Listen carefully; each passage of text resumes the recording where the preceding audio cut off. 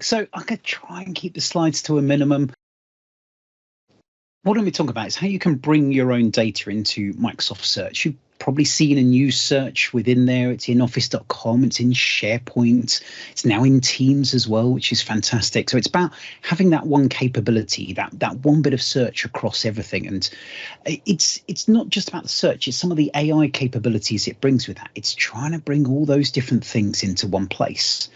And some of you have come from the SharePoint world, maybe thinking, yep, this is all about SharePoint search and probably using fast, but it's actually been built on the Bing technology originally. So it's kind of got all your different client applications pulling that information through, and it's got your content all underneath there. It's pulling things from across all the areas that the graph looks at within this. You've got your SharePoint, your Teams chat, all in one place that you can bring things out. But the interesting bit I'm talking about today is that bringing your external data sources. So this could be your third-party systems. If you're using Salesforce, if you're using your own on-premise ones, you can connect it up to database, whether that's in Azure or even on-premise. You can connect it to the same things with there. And there's a few fairly simple REST commands in the graph that can help configure that, but then you trigger and in your own way of putting that into there. So it's not about just having that nightly feed of stuff coming through. It can also be about pulling that data as soon as it happens from there, which is what makes it really useful to people as well. Some of these are animated. There are 3 ways you can get those graph connectors through the standard ways, and this is going non-Devi at the moment, but there's some nice wizards for some Microsoft built ones, and there's things like that. You can connect to external websites. You can, I think Salesforce and a lot of the Atlassian ones come in with that as well. If one of the standard ones isn't available, there's a whole load of partner ecosystem ones that have been built out. So if you've got open text, if you've got all sorts of things like that, you can go in. But many of you devs or connected with devs and you want to know about how you can do it yourself, you don't need to go and spend money with partners. I'm saying this stupidly as someone who isn't a partner and would happily, if you do want to talk, come and talk about that, but this isn't a sales pitch today, I promise. This is about how you get your own data into there. So you can use a Microsoft Graph to register your connector. In terms of that, the overall process is the first thing you need to do is you need to register what your connector is. So you define your kind of bucket of information that's going to be in there. So one of the standard ones would be to do a website.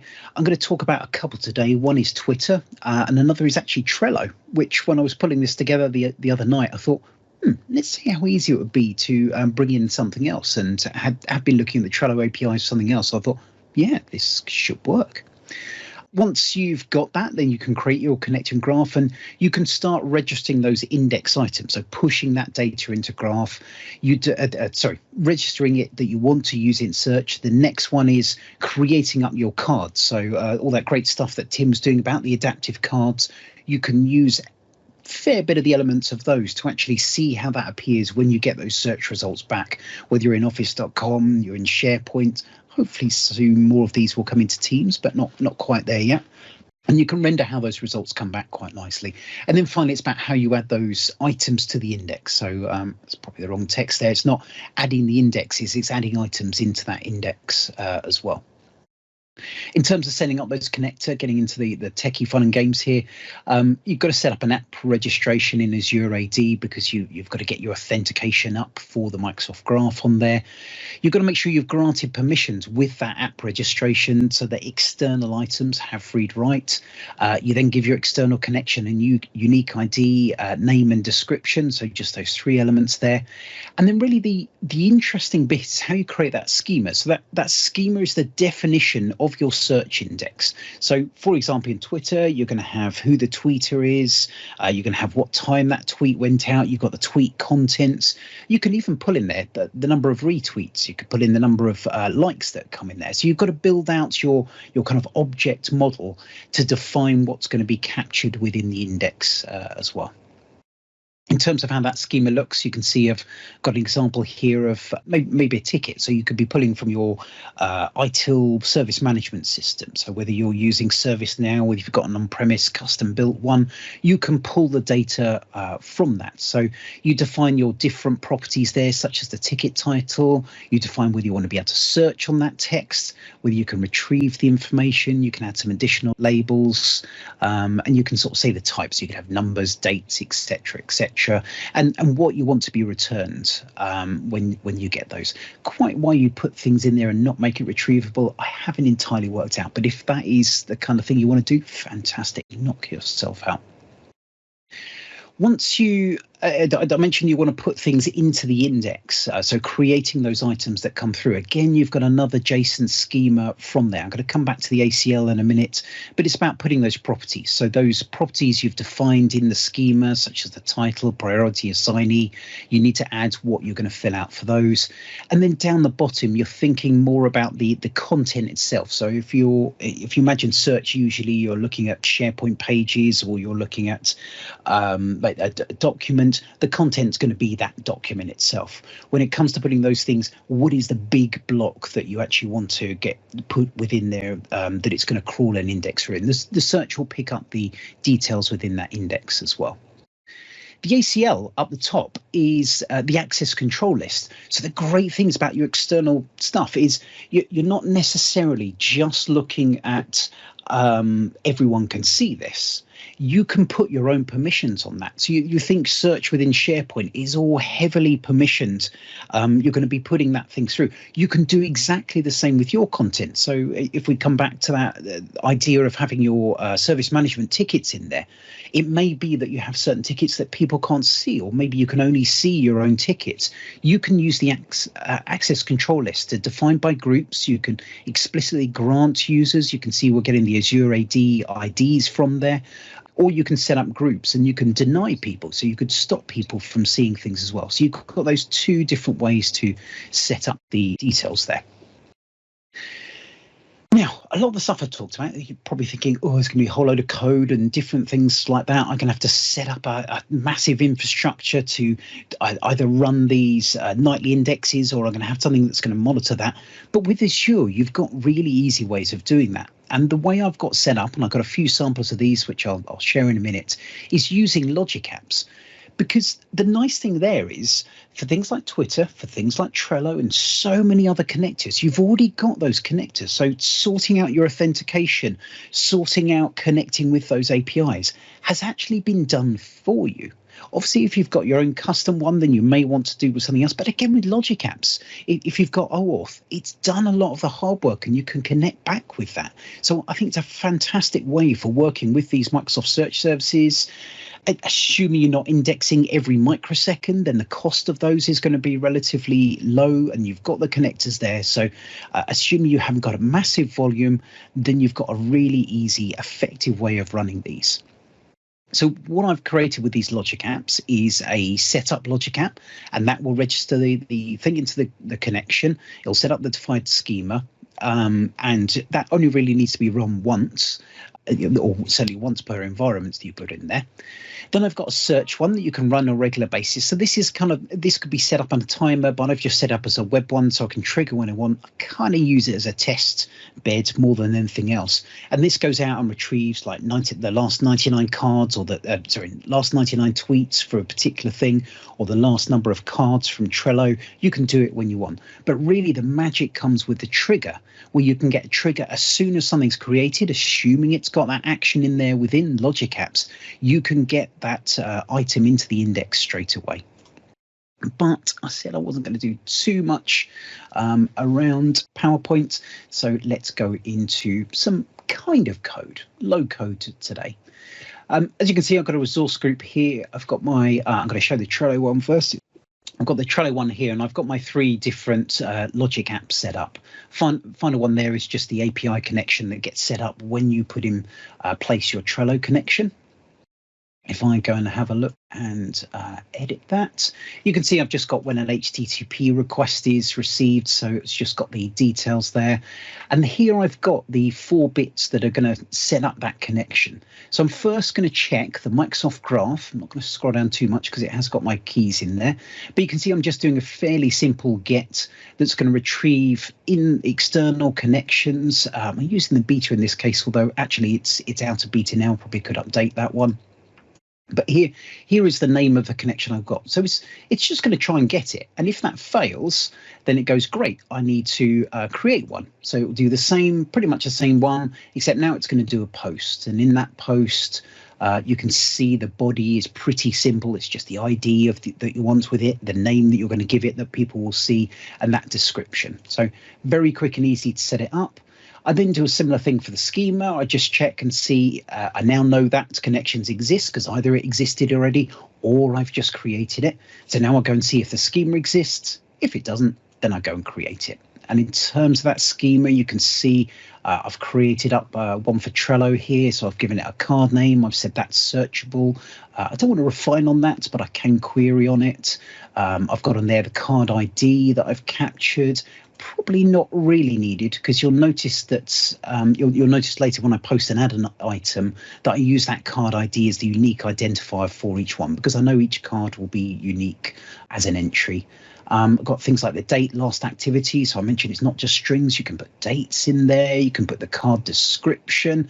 And I've picked up a couple of the things here. With Trello, you can put, you're probably more used to Planner. You can have a checklist of items. So where you have those kind of additional checklists, you can do the same here. So all I've done is how many exist and how many of those are completed. So that's neatly defined my schema. I'm now good to go. If I look at search, let's edit that as well. Even simpler, and this is a nice thing, if you've used Power Automate, Logic Apps is pretty close with that. You've got these blocks. So in this case, I'm just doing HTTP request, or I can click on Run Trigger and do it manually. What it's going to do is look at a specific board that I've got set up in Trello. And I've just looked, I think I did the last 5 days. Yeah, just looked at the last 5 days of content within that board. And it's going to return each of those cards. And then for each of those cards, I'm just going to make an HTTP call. I'm going to do a put because it may exist there. I want to overwrite any that already exist on there. And it's going to do a post for each of those based on that card ID that's come from Trello. In this case, I've got my access control list. I'm being a bit lazy. I don't think any of this is important. So I'm just pulling back and making this available for everyone. But this is where I'd start to pull in maybe specific users that want to get in there. If like with Trello and you haven't got Azure AD hooked up with that, this is where you might want to put an additional step where you could probably get the emails of the people who have permission to it, go and do a lookup using the graph to get a list of those people, build up your JSON here and have a more complex access control list. So you could do those same things. This is just a lazy demo, I'm afraid. So I've just got the everyone within there. I've taken the description from the card and there you can see the properties. I've got that schema I've set up with the items complete. And from there, I've just taken the check items. Again, I'm not having to do any mucking around with JSON and different elements there because it's all been created for me by the Logic app. So I can just make use of those Logic app items. Of course, if you've got your custom APIs, nothing to stop you doing that HTTP query against your custom API, even connecting to a database and then pulling out those different items as you want to do in there. But this will then write that external item into the search card itself. Let's just trigger that off. It should run hopefully quickly. Always the nervous bit of doing a live demo. Let's see where that goes through. In fact, let me just show you a previous one that did work. Come on, boy, you can do it. Let's get it over the line. Tick, tick, tick, tick, tick, tick, tick. Okay, I'll come back to that in one sec, just to show you what that looks like. In fact, before I do that, I'm going to jump and show you some of the configuration you need to do in the admin center. So within your admin center itself, for the Microsoft 365, gosh, everything's running really quickly just when I want it to. You've got search and intelligence under there, so you can configure your search. And this is where you can kind of configure those connectors themselves. Come on, internet, you can do it. I'll come back to this briefly. I'll leave that running and loading. So you can see here, I've got that request. I've got my boards back. I've got my output from there. I can see my Trello boards. I can see which cards have come back. It's all sorts of things I could do, like looking at the number of votes, the number of members that have voted for it. I could pull in there. I've just kept it simple. And here you can see my top 10 that have come back. I've got that access control list. And I can see, in fact, there's a nice example that there was 2. Scroll wheel's getting a bit excited. There was 2 on that checklist, but only one's been checked, so I can sort of show that on the results itself. If I come back here, now I've got the data sources. So you can see, oh, look, I've been doing some testing with that. You can see I've got my Dynamics connector. I've actually got my website, so I've used that standard connector that you can get from there. But here's my Trello connector that I've got set up. You'll see the Dynamics one that I haven't fully set up. It actually tells me that I need to create a vertical and result type before that's actually usable. If I bring up the Connect one and scroll down, you can see that it's indexed 12 items. It's not showing on the bottom, but usually it says when you've last retrieved something as well. But here I can see that I've got 12 items there, so fantastic. I've got stuff in the index. I know I've got things in my quota, so it's putting those details there. In terms of the customization, you can have different result types. So if you wanted within your Trello board, you might bring back the list of boards as well as a list of the cards. So you can create multiple result types off the same one that people will search through. And then really the power is in these verticals that define how you want to actually display it. I'm getting this the wrong way around. What I mean is the results types display how you want to display it. So you could have, when you got those results back, maybe some of them that have a checklist, you want to display those in a different way you can. And there is your adaptive card that you can set up that give you details on how the results can go. What's lovely about that is there's a specific layout designer for these that is designed for Microsoft Search. So there's a slight difference in some of the things you can and can't do with that, but you can see that a lot of the designs are built out that you can very quickly and easily get one of those. Let's go with a nice pretty image one, and you can see it's defined the different blocks within there, and all you need to do is define your properties that have come back from your schema. So that would be like card name within that would be the card link would define there. Once I complete that and click on create layout, when I finished out all those properties, then it gives you the option to copy that JSON that you then just paste back into this JSON designer. Or if you're hardcore, look, I'm sure many of you are, you can just go straight on and copy your results into there and add it directly on there. So what does that look like? You can see here that now you can bring your results come up straight away, and here's the website one. So these are actually linking to my blog. Once I add a vertical, I can see the tweets there. I don't think I have anything for that, but if I look for Collab Talk, you can see what happens if you don't configure that adaptive card very well and don't connect it up. So in this case, I haven't connected up some of those things. I have a feeling the format's changed recently because the ones I copied and pasted, and the same for Trello, haven't quite come out as nicely as I'd hoped. But here you can see I've added that Trello to search. I've got that modified date. I didn't actually add any text to any of these, which was a little bit silly. But here you can see I've got the checklist blah of 5. What I know I've done there, and I showed this because I don't like to show everything too polished. What I put there was forget to put how many had actually been checked. So I typed that wrongly. But if I click on that, it's going to take me over into Trello and take me straight into that board item, assuming I'd logged in, which I forgot to do beforehand. But you can see you can link directly into those. I'm not going to put my password in just in case anyone is watching. But you can bring those search items, and you can add kind of direct links to the things you want as well. So you can make these look a bit prettier. You could add the Trello logo within your search results and really bring it through on there. I saw Todd, you said, can you put hot links to tweets? Yes. So the links there, you could see I can put, that's a blog post. I've got the ones to my blog post, the same with the Trello items. It could be the same with the tweets as well from that one. So pulling through, I'm just going to have a quick look through some of the questions before I go back to a couple of things on the slide. So yeah, as you said, with the ACL, if it's not using AAD, then you'd need to build that as well. Can you make hot links in the tweets within the text of the tweet itself?